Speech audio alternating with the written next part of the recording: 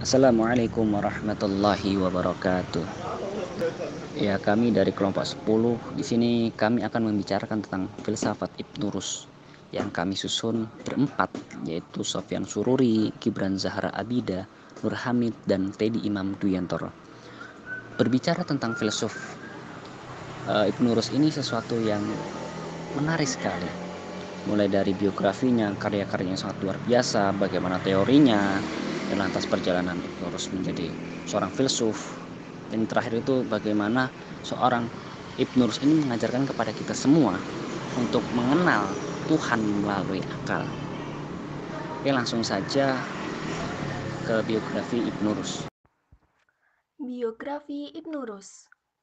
Ibnu Rus memiliki nama lengkap Abu Walid Muhammad Ibnu Muhammad Ibnu Rus. Ia dilahirkan di Cordova, sebuah kota di Andalusia. Ia terlahir pada tahun 510 Hijriah atau 126 Masehi. Ibnu Rus ini berasal dari keturunan yang alim dan terhormat, bahkan terkenal dengan keluarga yang memiliki banyak bidang keilmuan. Kakek dan ayahnya mantan hakim di Andalusia. Ibnu Rus tumbuh dan hidup dalam keluarga yang besar sekali gairahnya pada ilmu pengetahuan. Hal itu terbukti bahwa Ibnu Rus merevisi buku milik Imam Malik yang berjudul Al-Muwatta yang dipelajarinya bersama ayahnya, yaitu Abu Al-Qasim, dan ia menghafalnya. Ia juga mempelajari matematika, fisika, astronomi, logika, filsafat, dan ilmu kedokteran. Nah, setelah dewasa, ia diberi jabatan untuk pertama kalinya yaitu sebagai hakim pada tahun 565 Hijriah atau 1169 Masehi di Seville. Kemudian ia pun kembali ke Cordova pada tahun 1182 Masehi dan di sana ia pun diangkat menjadi qadhi. Setelah beberapa lama bertugas di beberapa tugas ia pindah ke Marrakech atau sekarang disebut Maroko untuk menggantikan Ibnu Tufail sebagai penasihat khalifah. Sebagai seorang filosof dan ahli dalam hukum, ia mempunyai pengaruh besar di kalangan istana, terutama di zaman Sultan Abu Yusuf Yakub Al-Mansur. Nah, di Maroko inilah Ibnu Rus benar-benar mencurahkan perhatiannya pada filsafat. Ulasan-ulasannya mengenai filsafat Aristoteles kebanyakan ditulis pada masa-masa itu. Namun, pada saat itu, posisi kekhalifahan dukungannya itu tidak berlangsung lama. Pada tahun 1195 Masehi, ia terkena fitnah sehingga ia diasingkan ke Lucena. Nah, buku-buku pemikirannya itu kemudian dibakar, kecuali buku-buku tentang kedokteran dan astronomi. Untungnya, hukuman tersebut tidak berlangsung lama, sebab Khalifah segera menarik kembali Ibnu Rus dan mengembalikan nama baiknya. Terus, pada tahun 1198 Masehi, Ibnu Rus meninggal di Maroko. Nah, pada usia 72 tahun. Dan kemudian jenazahnya itu dibawa ke Cordova untuk dimakamkan. Kemudian karya-karyanya Ibnu Rus. Nah, ada beberapa karya, diantaranya adalah yang pertama, Tahafut at-Tahafut. Kitab ini berupaya menjabarkan dengan menyanggah butir demi butir keberatan terhadap Al-Ghazali. Tahafut at-Tahafut lebih luas daripada fasl dalam menegaskan keunggulan agama yang didasarkan pada wahyu atas akal yang dikaitkan dengan agama yang murni rasional. Yang kedua, Fash al-Makal Fima Ba'in al-Hikmat wa al-Syari'ah min Athisal. Kitab ini berisikan tentang hubungan antara filsafat dan dengan agama.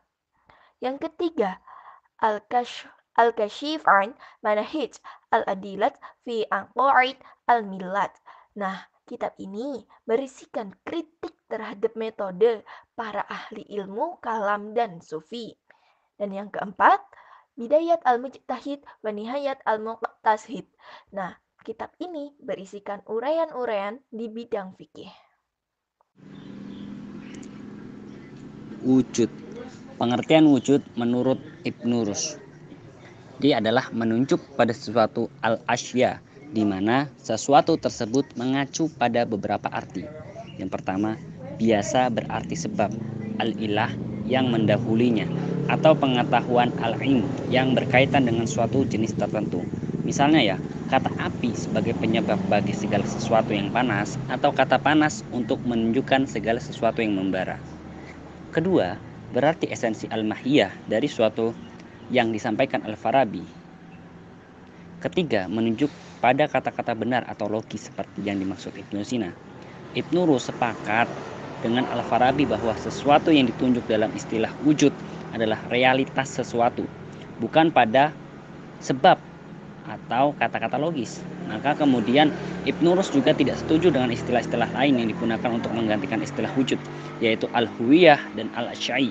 Menurutnya, al-huwiyah adalah istilah umum yang digunakan Quran Ishaq, penerjemah filsafat Yunani ke Arab, untuk menerjemahkan arti sesuatu yang ada.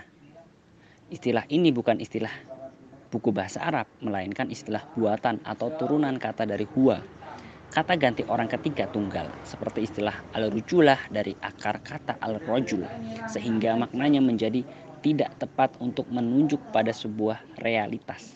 Sementara itu al-syai untuk menunjuk segala sesuatu yang ada secara umum, subjektif maupun objektif, yang real maupun tidak. Ibnu Rus sendiri menggunakan istilah al-syai untuk menunjuk realitas yang masih bersifat wacana dan subjektif bukan objektif. Berdasarkan pengertian yang berikan atas istilah al-maujud di atas, Ibnu Rus selanjutnya menjelaskan lebih jauh tentang cangkupan konsep wujud. Menurutnya, apa yang dimaksud dengan wujud adalah pertama, sesuatu yang wujud di luar pikiran atau yang diistilahkan dengan wujud objektif. Akan tetapi, wujud di luar pikiran ini bukan mengacu pada wujud fisik atau ar-ard atau substansinya yang disebut mahiyah belaka, melainkan keseluruhan atau gabungan dari keduanya. Artinya, apa yang dimaksud dari suatu benda adalah kesatuan antara wujud fisik dan substansinya, antara eksistensi dan esensinya. Prinsip wujud Ibnu Rus ini berbeda dengan konsep-konsep wujud lainnya yang biasanya hanya mengacu pada bentuk fisik atau materialisme atau substansi, maksud idealisme saja. Ibnu Rus tidak sependapat dengan dua prinsip tersebut. Menurutnya, konsep ini tidak sepenuhnya benar karena suatu benda tidak hanya terdiri atas fisik saja atau esensi saja, tetapi ia adalah keseluruhan atau gabungan dari dua prinsip tersebut. Prinsip tentang keseluruhan ini penting untuk memahami konsep wujud Ibnu Rus. Kedua, bentuk-bentuk universal yang dihasilkan dari abstraksi-abstraksi nalar atas benda-benda seperti ini dalam pandangan Ibnu Rus dianggap mempunyai wujud tersendiri secara objektif di luar pikirannya, kharij al-nafs. Hanya saja, wujud-wujud ini hanya dapat dipahami oleh rasio, bukan wujud indera. Secara ontologis, wujud universal ini adalah substansial sekaligus material, sehingga secara teologis ia bersifat kekal sekaligus fana. Ia kekal dalam kaitannya dengan substansi, tetapi fana ketika menjadi gabungan materi dan bentuk. Konsep universalitas ini penting untuk memahami konsep semesta Ibnu Rus dan pandangannya tentang masalah hubungan antara Tuhan dan alam. Ketiga, proporsi-proporsi yang terbentuk secara logis dan rasional. Menurut Ibnu Rus, proporsio logika al-maqalat yang digunakan sebagai landasan berpikir logis atau keputusan-keputusan qadiyah yang dipahami mempunyai bentuk wujud tersendiri yang berbeda dengan dua macam bentuk wujud sebelumnya. Karena itu, ia dapat dimasukkan dalam apa yang dimaksud dengan istilah wujud. Dengan demikian, apa yang dimaksud dengan wujud dalam konsep Ibnu Rus mencangkup tiga hal utama, yaitu wujud-wujud objektif di luar pikiran, wujud-wujud universal yang bersifat metafisis, dan proporsi-proporsi logis dalam pikiran. Biografi Ibnu Rus. Ibnu Rus memiliki nama lengkap Abu Walid Muhammad Ibnu Muhammad Ibnu Rus. Ia dilahirkan di Cordova, sebuah kota di Andalusia. Ia terlahir pada tahun 510 Hijriah atau 126 Masehi.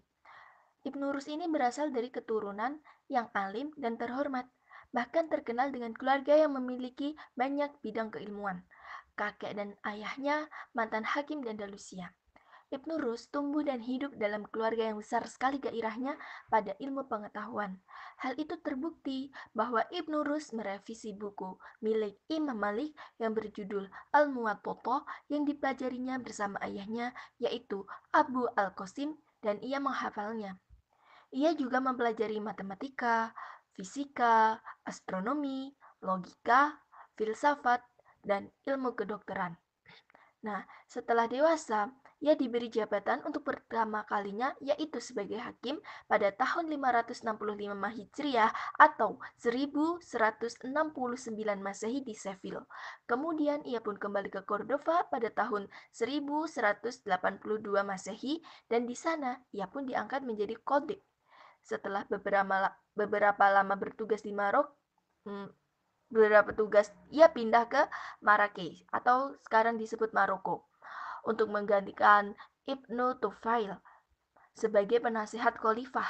Sebagai seorang filosof dan ahli dalam hukum, ia mempunyai pengaruh besar di kalangan istana, terutama di zaman Sultan Abu Yusuf Yakub Al-Mansur. Nah, di Maroko inilah Ibnu Rus benar-benar mencurahkan perhatiannya pada filsafat. Ulasan-ulasannya mengenai filsafat Aristoteles kebanyakan ditulis pada masa-masa itu. Namun, pada saat itu, posisi kekhalifahan dukungannya itu tidak berlangsung lama. Pada tahun 1195 Masehi, ia terkena fitnah sehingga ia diasingkan ke Lucena. Nah, buku-buku pemikirannya itu kemudian dibakar, kecuali buku-buku tentang kedokteran dan astronomi.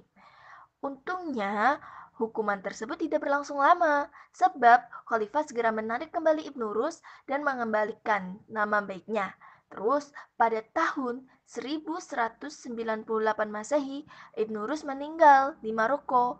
Nah, pada usia 72 tahun. Dan kemudian jenazahnya itu dibawa ke Cordova untuk dimakamkan. Kemudian teori gerak atau teori harkah. Teori ini adalah cara lain Ibnu Rus untuk mengenal Tuhan. Dalil ini berasal dari Aristoteles yang menyatakan bahwa benda-benda muncul sebab adanya gerak pendorong. Nah, sebenarnya teori gerak ini adalah perluasan dari konsep fisika Aristotelian yang menganggap bahwa benda-benda itu sebagai wujud yang diam sehingga butuh gaya penggerak dari luar yang mendorong dan menariknya. Semua itu telah bekerja pada gilirannya pada benda-benda membentuk rantai penyebab gerak yang berujung pada suatu penggerak pertama yang tidak bergerak. Nah, secara teologis, penggerak pertama yang tidak bergerak ini Ibnu Rus menyebutkan bahwa ia adalah Tuhan atau Allah. Menurutnya, penggerak pertama yang tidak bergerak ini adalah intelek murni yang bebas dari materi. Nah, menurut Ibnu Rus juga, penggerak pertama yang tidak bergerak disebut dalam proses penciptaan alam semesta menggerakkan gerak pertama dengan hasrat atau irodah, bukan dengan keinginan atau syahwat.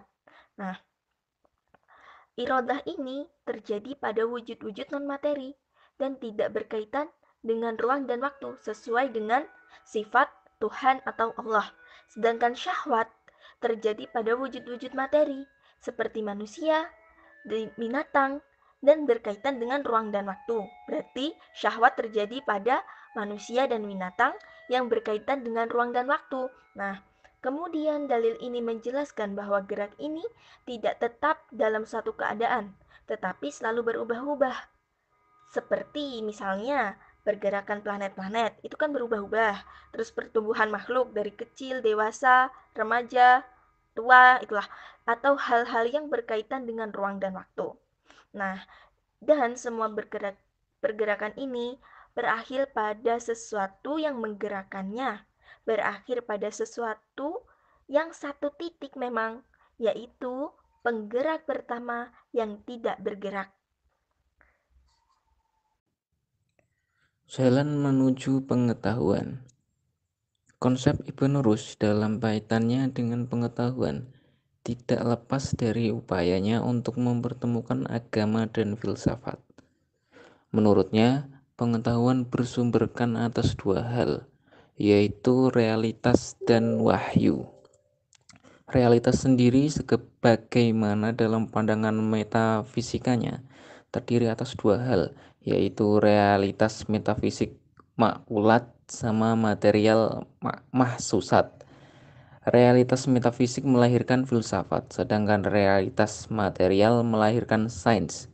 Sementara itu, wahyu melahirkan ilmu-ilmu keagamaan.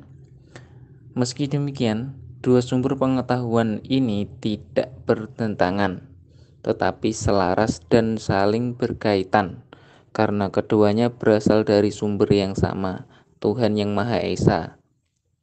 Sesuatu yang berasal dari sumber yang sama tidaklah mungkin bertentangan. Jika demikian, di mana posisi rasio? Menurut Ibnu Rus, rasio berfungsi sebagai sarana untuk memahami sumber pengetahuan tersebut dan bukan sebagai sumber pengetahuan. Berkaitan dengan rasio ini, Ibnu Rus membagi menjadi dua bagian, praktis dan teoritis.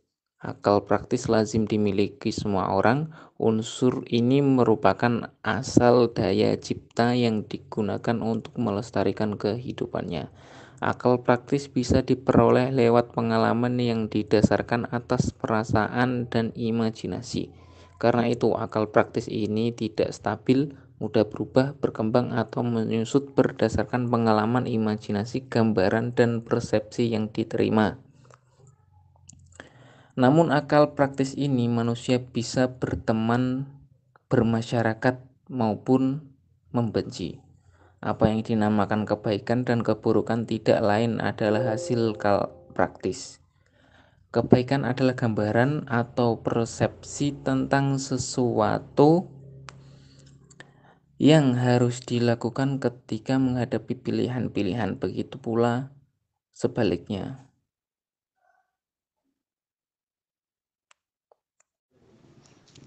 Epistemologi Ibnu Rus dalam merekonsiliasi agama dan filsafat.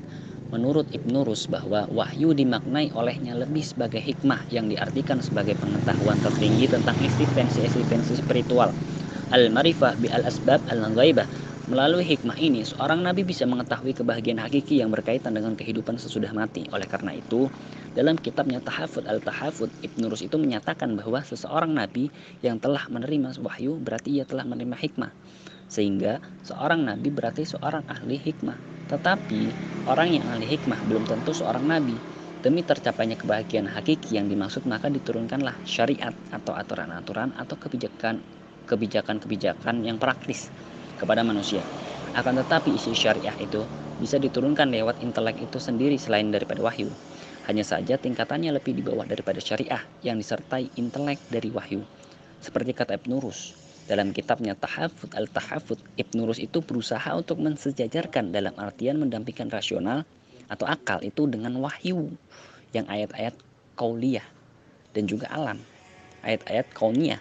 Supaya apa? Supaya penalaran rasional itu tidak berseberangan dengan bertentangan syariat. Nah itu yang paling penting, ini yang perlu ditekankan adalah supaya penalaran rasional tidak berseberangan dengan bertentangan dengan syariat. Bagi Ibnu Rus, titik temu agama adalah sebuah keniscayaan. Ada dua pendekatan untuk mencari sebuah keniscayaan tersebut. Yang pertama itu, menurut Ibnu Rus, bahwa filsafat adalah mempelajari segala yang wujud atau maujudat dan merenungkan sebagai suatu bukti tentang adanya pencipta. Lebih lanjut, ia menjelaskan bahwa segala yang ada ini sebagai suatu ciptaan menunjukkan adanya penciptaannya. Dan untuk mengetahui pencipta tersebut mesti mengetahui ciptaan atau sunatullahnya. Justru itulah menurutnya, semakin sempurna pengetahuan terhadap ciptaannya, niscaya semakin sempurna pula pengetahuan tentang sang pencipta. Nah, Ibnu Rus ini juga mengambil suatu dalil-dalil tentang ayat Al-Quran ini. Di dalamnya ada Quran surat Al-Asyr ayat 2, yang artinya maka ambillah kejadian itu untuk menjadi pelajaran, hai orang-orang yang punya wawasan. Dan juga Quran surat Al-A'raf ayat 185, dan apakah mereka tidak memperhatikan kerajaan langit dan bumi dan segala sesuatu yang diciptakan Allah, dan kemungkinan telah dekatnya kebinasan mereka, maka kepada berita manakah lagi mereka akan beriman sesudah Al-Quran itu. Jadi demikian Ibnu Rus menunjukkan secara eksplisit tentang disyariatkannya dan wajib mempelajari filsafat menurut hukum agama. Namun tidak semua orang bisa mengkajinya, karena pemikiran filsafat berdasarkan rasio atau logika, ilmu mantik, dan butuh pengkajian yang dalam sebelumnya. Karena materi terpenting dalam logika adalah burhan, penalaran filosofis, dan kias atau silogisme. Secara epistemologis, metode yang ditempuh oleh Ibnu Rus dalam rangka mempertemukan agama dengan filsafat adalah dengan cara menggunakan metode qiyas dan takwil. Menurut Ibnu Rus bahwa antara filsafat dan agama tidaklah bertentangan karena kebenaran tidaklah berlawanan dengan kebenaran yang lain, melainkan saling memperkuat. Dengan kata lain, filsafat adalah saudara kembar agama antara keduanya, bagaikan sahabat yang pada hakikatnya saling mencintai dalam mencari hakikat kebenaran. Dalam bahasa Abdul Mustaqim disebut sebagai saudara sepersusuan atau ta'aumatani, yang keduanya sama-sama mencari sebuah kebenaran. Oke, selanjutnya Ibnu Rus itu mengungkapkan apabila penelitian akal menghasilkan pengetahuan tentang sesuatu, maka akan terjadi dua alternatif, yaitu sesuatu itu tidak disebutkan oleh agama dan atau sesuatu itu disebutkan oleh agama. Jika sesuatu itu tidak disebutkan oleh agama, berarti tidak ada persoalan, dalam artian bahwa sesuatu yang dihasilkan itu dapat dijadikan pegangan. Hal ini sama kedudukannya dengan hukum yang tidak disebutkan dalam syara, sehingga ahli fikih menggunakan qiyas syar'i. Jika ahli fikih menggunakan qiyas syar'i, maka tidak ada salahnya filosof menggunakan qiyas akli, sehingga tidak ada alasan untuk menuduh bid'ah terhadap orang yang menggunakan qiyas akli, karena sama qadinya dengan orang yang menggunakan qiyas syar'i. Sementara itu penggunaan qiyas syar'i dalam masalah-masalah fikih sudah dilakukan oleh ulama salaf sejak awal Islam. Jika sesuatu itu disebutkan oleh agama, maka terjadi dua alternatif, yaitu nasnya sesuai dengan hasil penelitian akal dan atau nasnya bertentangan dengan hasil penelitian akal. Jika nasnya bersesuaian, maka itu tidak ada masalah. Artinya bahwa nas menguatkan apa yang dihasilkan oleh penelitian akal. Jika bertentangan dengan nas, maka nasnya harus ditakwilkan seperti yang tadi sudah saya bacakan. Ibnu Rus itu kemudian melanjutkan bahwa ahli fikih fuqaha sudah banyak melakukan hal tersebut di atas dalam berbagai hukum agama, sehingga ia mengklaim bahwa semestinya filosof itu lebih berhak melakukan hal serupa karena ahli fikih hanya melakukan dengan menggunakan qiyas zaini semata, sedangkan filsuf muslim melakukannya dengan qiyas zakni yang lebih utama daripada qiyas zahini. Uraian di atas menunjukkan bahwa tidak ada suatu larangan melakukan takwil terhadap nas yang berbeda lahiriah dengan hasil penelitian akal selama sesuai dengan ketentuan bahasa Arab. Sudah menjadi kesepakatan umat Islam bahwa tidak semua teks wahyu bisa dipahami secara keseluruhan berdasarkan makna zahirnya. Begitu pula sebaliknya, yaitu memahami teks secara keseluruhan berdasarkan makna takwilnya. Artinya bahwa ada teks yang bisa dipahami secara tekstual atau zahir, dan ada juga yang dipahami secara takwil atau batin. Dengan kata lain, perbedaan pendapat hanya terletak pada mana yang boleh ditakwilkan dan mana yang tidak boleh ditakwilkan. Akan tetapi Ibnu Rus itu sangat mengecam orang-orang yang menyampaikan makna-makna takwil kepada yang bukan ahlinya dan menganggap sebagai kesalahan besar, bahkan sebagai kekafiran, karena akan dapat menyebabkan orang lain jatuh kepada kekafiran. Jadi pada intinya Ibnu Rus tidak mengutamakan akal dari wahyu, melainkan ia mewariskan kepada kita pemikiran rasional yang selaras dan dipantulkan oleh Al-Quran. Pemikiran keagamaan itu mencerminkan bahwa Islam adalah agama rasional, sehingga ajarannya dapat menjadi aktual sepanjang masa. Untuk itu, kata Ibnu Rus bahwa agama harus berdasarkan wahyu dan akal. Karena jika ada agama yang berdasarkan akal semata atau agama yang diciptakan oleh akal, maka tentu saja nilainya akan lebih rendah daripada agama yang berdasarkan wahyu dan akal. Oke, untuk yang terakhir adalah kesimpulan. Jadi kesimpulannya seperti ini. Usaha pendamaian agama dan filsafat yang dilakukan Ibnu Rus melebihi upaya yang dilakukan para filosof muslim seperti Al-Kindi, Al-Farabi, dan lain-lainnya. Dalam rumusannya terlihat perpaduan utuh kebenaran agama dan filsafat dengan argumentasi yang kokoh dan sepenuhnya berangkat dari ajaran agama Islam. Dengan keunggulan itu, Ibnu Rus mampu mematahkan serangan Al-Ghazali dengan cara yang lebih tajam dan jelas. Maka dari itu terlihat sikap tegas, jujur, terbuka, dan penguasaan serta kedalaman ilmu pengetahuan pada diri Ibnu Rus. Dari sikap dan pandangannya demikian pula, Kemudian Ibnu Rus terlihat seorang filsuf Islam yang paling dekat pandangan keagamaannya dengan golongan ortodoks. Sekian dan terima kasih. Wassalamualaikum warahmatullahi wabarakatuh.